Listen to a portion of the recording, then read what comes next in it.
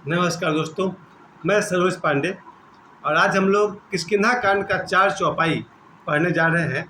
कहे रीछ पति सुनु हनुमाना, का चुप साधि रहे बलवाना। जाम्बवान जी कहते हैं हनुमान जी को, कहे रीछ पति सुनु हनुमाना, का चुप साधि रहे बलवाना। पवन तनय बल पवन समाना, बुद्धि विवेक विज्ञान निधाना। कवन सुकाज कठिन जग माही, जो नहीं होई तात तुम पाही। राम काज लगी तव अवतारा, सुनत ही भयो पर्वताकारा। हनुमान जी के लिए ये जो 4 लाइन है, इसमें हम सब के आज के समाज के लिए बहुत सारा संदेश मुझे दिखाई पड़ा। पहली बात कि हनुमान जी चुप है, जिनके पास इतना बल है, यानी कि बल हो और वैसा आदमी चुप रह जाए, ये बहुत बड़ा चमत्कार है। इससे बड़ा कोई चमत्कार नहीं। यहाँ तो जिसके पास थोड़ी सी शक्ति है वो तो सीधे ही चैलेंज करता है, दिखा देंगे एक दिन। जिसके पास थोड़ा सा धन हो, अद्दल गिरवी छलकत जाए, वो एक से एक दिखावा करते रहते हैं। और यहाँ हनुमान जी को दिखाया जा रहा कि इतना बलशाली व्यक्ति चुपचाप खड़ा है। किष्किंधा कांड का ये जो आपने को मैंने 4 चौपाई कही, इसके ठीक बाद में शुरू होता है सुंदरकांड। और सुंदरकांड तो लगभग मेरे गांव के सभी लोगों को जबान पर रखा हुआ है, याद हो गया। खुद मुझे लगभग याद हो गया है, क्योंकि सारा दिन जब भी मौका मिलता है सुंदरकांड का पाठ करता रहता हूँ। और जब से बचपन से जब मुकेश जी का बजता था कैसेट, बहुत दूर थे मेरे घर से, बहुत दूर हरिओम शरण जी के कैसेट से रिकॉर्ड से बजते थे, मुकेश जी का सुंदरकांड बजता था। उसी ज़माना में हम लोग को सब याद हो गया था, बजरंग बाण याद हो गया था, हनुमान अष्टक याद हो गया था, हनुमान चालीसा याद हो गया था। और मुकेश जी के कारण उनका जो हम लोग चलाते थे, सीडी खरीदते थे उस समय, कैसेट खरीदते थे, उससे हम लोग को सुंदरकांड याद हो गया था। और आज भी 2024 में जब अभी मैं 1 सप्ताह पहले बाबा बागेश्वर के पास से मैं लौटा हूँ, और इस समय जब वो ऑस्ट्रेलिया में हनुमान कथा कर रहे हैं, तब मैं कहता हूँ आज भी इसकी प्रासंगिकता है, कंटेम्प्रोरी है, समकालीन है। अभी लेकिन एक बात बहुत चर्चा में चली 2 दिनों से कि ये जो अंबानी साहब के घर में जो विवाह का जो कार्यक्रम हो रहा था, उसमें जो शंकराचार्य आए हुए थे, वो अयोध्या मंदिर के उद्घाटन के समय नहीं आए हुए थे। इस पर लोग तरह तरह की बातें उठाते हैं, प्रश्न करते हैं, लेकिन इसमें मुझे दिखाई पड़ता है कि भगवान राम में आपकी अगर श्रद्धा है तो ठीक है, नहीं है तो नहीं है। श्रद्धा ज़बरदस्ती तो नहीं ला सकते।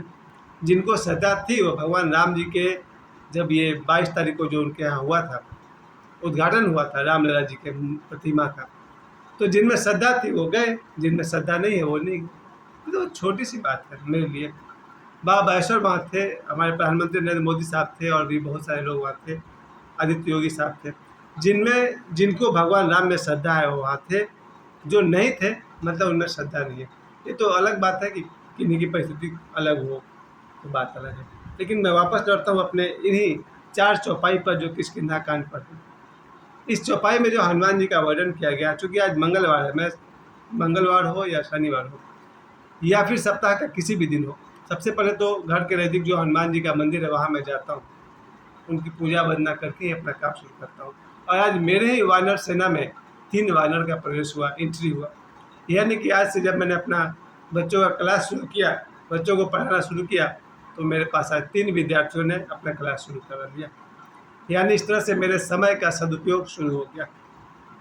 आप सभी जानते हैं कि पढ़ना पढ़ाना बहुत सालों से मैं कर रहा हूँ, 35 वर्षों से कर रहा हूँ, और शायद मुझे 1000 लोग पहचानते हैं कि सरोज पढ़ाता है। और कल मैंने अपने कोचिंग क्लास की तैयारी की, और आज से मेरे पास बच्चे पढ़ने आ गए। शुरुआत हम लोगों ने 3 बच्चों से ही किया है, और लेकिन लिमिटेड है। मैं नहीं चाहूँगा कि मेरे किसी भी एक बैच में 5 बच्चा से अधिक पढ़े। एक बार में सिर्फ 5 चेयर लगा रहेगा, अभी भी वही लगा हुआ है। और फिर दूसरे बैच में 5, तीसरे बैच से 5, मैं 5 से ऊपर नहीं पढ़ा सकता हूँ, क्योंकि फिर मैं न्याय नहीं कर सकता हूँ। पढ़ाई के साथ जस्टिफिकेशन चाहिए, जस्टिस चाहिए। अगर न्याय से मुझे पढ़ाना है तो मैं एक बार में 5 ही बच्चे पढ़ाऊँगा। हालांकि आज मेरे कोचिंग क्लास में और भी शिक्षक आए हुए थे, हमारे गेस्ट टीचर भी आए हुए थे, और भी दूसरे गेस्ट टीचर ने शाम को भी आए हुए थे। इन सब का कहना है मैं आपको साथ दूंगा। मैं फिर भी कहता हूँ, मैं अपने ही आप पर ज़्यादा भरोसा करूँगा। कोई आए तो बड़ी खुशी की बात है, ना आए तो मैं पढ़ा लूँगा। लेकिन मेरे पास जो भी बच्चा समय पर आता है वो पढ़ाई में स्टार्ट कर दूँगा। और चूँकि मंगलवार का दिन है, मैं हनुमान जी से इतना प्रभावित हूँ कि मैं अपने कोचिंग में भी दिन भर सुंदरकांड और हनुमान चालीसा का अकेले में जब भी समय मिलता है मैं पाठ करता रहता हूँ। तो यहाँ पर ये समुद्र पार करने का दृश्य है। इससे पहले जब वहाँ पर जटायु से मुलाकात होती है इन सभी बंदरों की, जाम्बवान जी भी थे वहाँ पर, और बड़ा मज़ेदार बात वहाँ पर मुझे दिखाई पड़ता है कि सारे बंदर कहते हैं अंगद सहित कि अगर हम लोगों ने माता सीता का पता नहीं लगाया तो फिर हम लोग सूर्य तो मार डालेंगे हम लोग को, तो इससे अच्छा है कि हम लोग सब आत्महत्या कर लें। तो बड़ा वहाँ प्रसंग आता है कि वहाँ एक गिद्ध जो बैठा हुआ है ज़मीन पर, वो बोलता है मरो मरो जल्दी मरो, मुझे भी तुम लोगों को खाना है, बहुत दिन से हम कुछ खाए नहीं हैं। ध्यान दीजिएगा, बहुत ही मार्मिक विषय है, पता नहीं किन लेखक के दिमाग में ये बात आई है कि उन्होंने इस तरह से प्रस्तुत किया है। जब वो सामने जो गिद्ध ज़मीन पर बैठे हुए हैं, एक चट्टान के ऊपर बैठे हुए हैं, वहाँ बंदरों ने कहा कि हम सब एक काम करते हैं, अब समुद्र से तो आगे जा सकते नहीं हैं, चलो हम लोग सुसाइड कर लेते हैं, सबके सब आत्महत्या कर लेते हैं, वरना सूर्य तो मार डालेंगे। तभी एक गिद्ध वहाँ से कहते हैं चट्टान के ऊपर से कि मरो जल्दी जल्दी मरो, हमको भी बहुत दिन से कुछ खाए हुए बहुत दिन हो गया है। तो उनमें से एक बंदर ने कहा कि अच्छा है, गिद्ध हम लोग के खा ले तो और अच्छा है, वैसे भी गिद्ध जाति का प्रभु श्री राम पर बहुत ही उपकार है। याद नहीं है किस तरह से जटायु ने प्रभु श्री राम के लिए, माता सीता के रक्षा के लिए अपने प्राण दे दिए। ऐसा सुनते ही वो गिद्ध वो आश्चर्यचकित होता है और उनको बुलाता है बंदरों को अपने पास, इधर आओ भाई, तुम लोग जटायु का नाम बार बार क्यों ले रहे हो, जटायु तो मेरा छोटा भाई था। तब वो पूरी बात बताते हैं सभी वहाँ पर बंदर की, भाई जटायु ने माता सीता की रक्षा के लिए अपने प्राण दे दिए। तब वहाँ जटायु कहते हैं कि हाँ मैंने देखा है रावण को, वो लंका ले गया सीता माता को, अगर मैं स्वस्थ होता, मेरे पंख सही सलामत होते तो मैं रावण को यही मजा चखाया था, लेकिन खैर अब तो मैं बूढ़ा हो गया हूँ।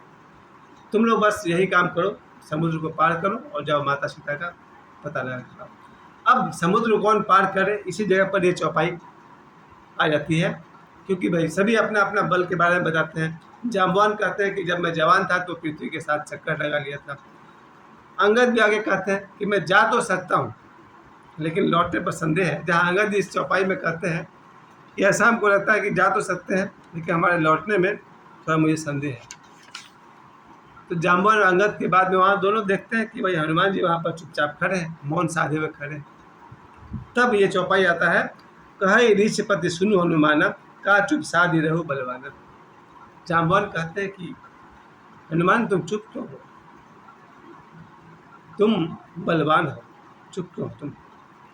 यहीं पर देखा जाए, मैंने आपसे कहा था कि जो बलवान होता है वो चुप होता है। मैं दारा सिंह जी के साथ रहा, शायद 10 दिन से अधिक मैं उनके साथ रहा।